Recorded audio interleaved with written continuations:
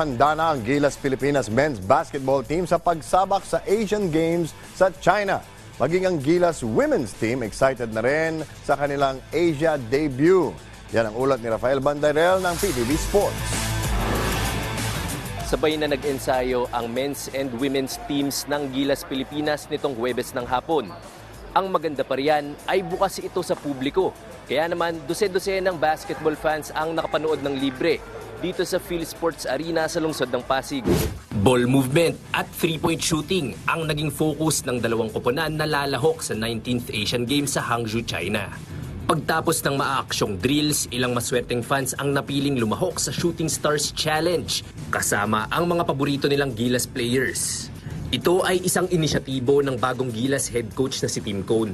Paliwanag ng winningest PBA coach, ito ay upang mapagtibay palalo ang relasyon sa pagitan ng dalawang national basketball teams. Tungkol naman sa desisyong buksan ang kanilang mga pintuan para sa fans, ika ni Cone, ito ang kanilang paraan upang magpasalamat sa suportang natatanggap ng basketball program ng bansa.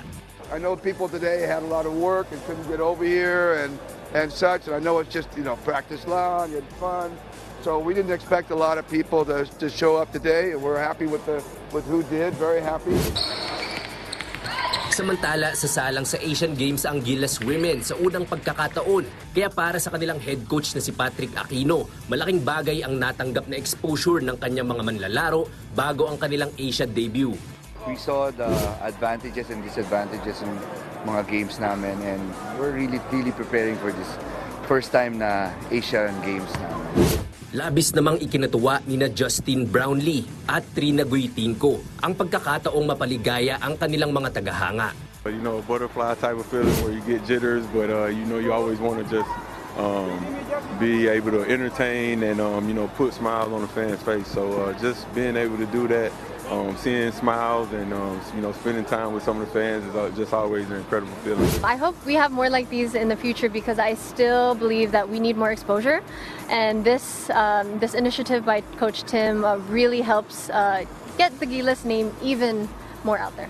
Sa September 23 natutulak patungong Hangzhou ang mga pambansang koponan ng basketball. Magsisimula ang kampanya ng Gilas sa September 26, habang September 27 naman ang unang laro ng Gilas Women. Rafael Bandarel para sa Bayan.